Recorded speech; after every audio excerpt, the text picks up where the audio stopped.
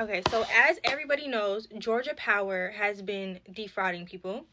The commissioner's office has been failing Georgians, and clearly lobbyists are paying them to make these deals where they're allowing 30% increases. Whatever. Everybody knows that Georgia Power ain't shit. But I think that it actually goes deeper, and I think that further than just being not shit, they're actually defrauding us, and I think I might be able to prove it.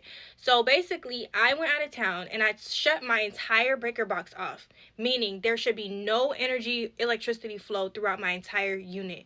So when I turn my breaker box off, my entire unit goes to 0 electricity use. But while I was out of town, there was a very small spike of 0.1 kilowatt hours. Now, that equates to like 1 cent, like 1.5 cents. So I know I sound like a crazy person, but 3 days in a row, when I was not here in this apartment, I was out of town. 3 days in a row, there was at a random hour of the day a 0.1 kilowatt hour spike in my usage, even though the rest of the day was totally flat. That's impossible because my breaker box is off. There's no current, there's no electricity, but there's a small spike. Now, again, for me, that's 1 cent. But there's 2.7 million Georgians using Georgia Power. If you do the math on that, if they are spiking at a random hour of the day, 0.1 kilowatt hour per person, then over the course of a year, that's $14 million. $14 million. The CEO, her salary is $5 million, for reference. So this is, in the grand scheme of things, a $1 billion company. And at first I thought, why would they want $14 million?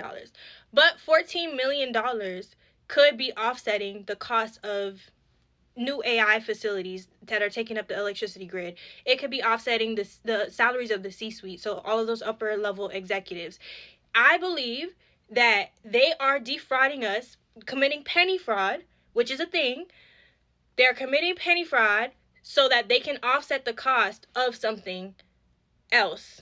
And I can prove that there was a statistical anomaly that happened with my personal electricity 3 days in a row.